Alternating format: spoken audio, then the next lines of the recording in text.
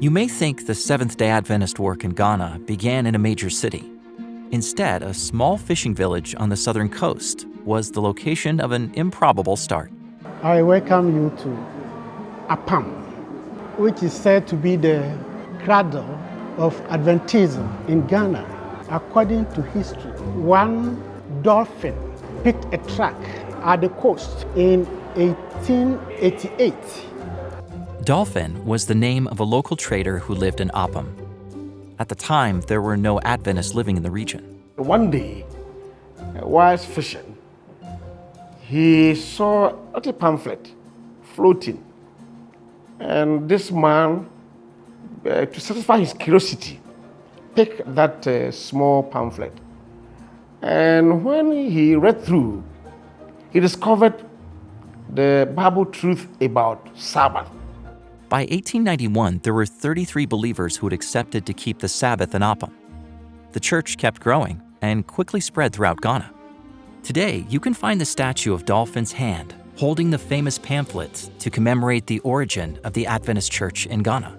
The importance of it is that it doesn't matter how small the beginning of the gospel is here in Ghana. It started by just a track on the coast of Apam, and now we have the churches all over Ghana. In the 150 years following Dolphin's discovery, the Adventist Church has grown and become well-respected across the country.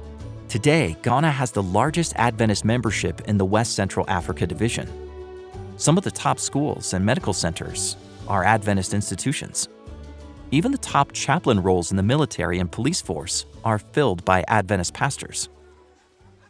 But there are still areas that are difficult to reach.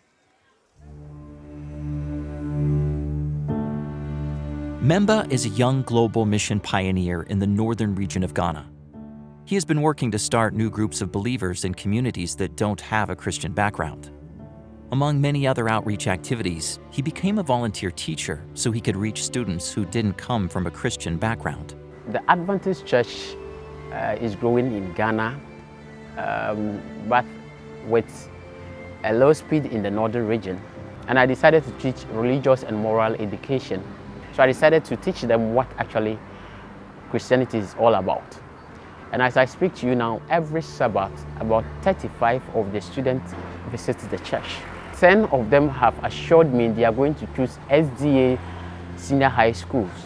The work of global mission pioneers like Memba is vital to reaching people in unreached communities in Ghana and all of West Africa. There are a lot of people in Ghana who have not heard the good news.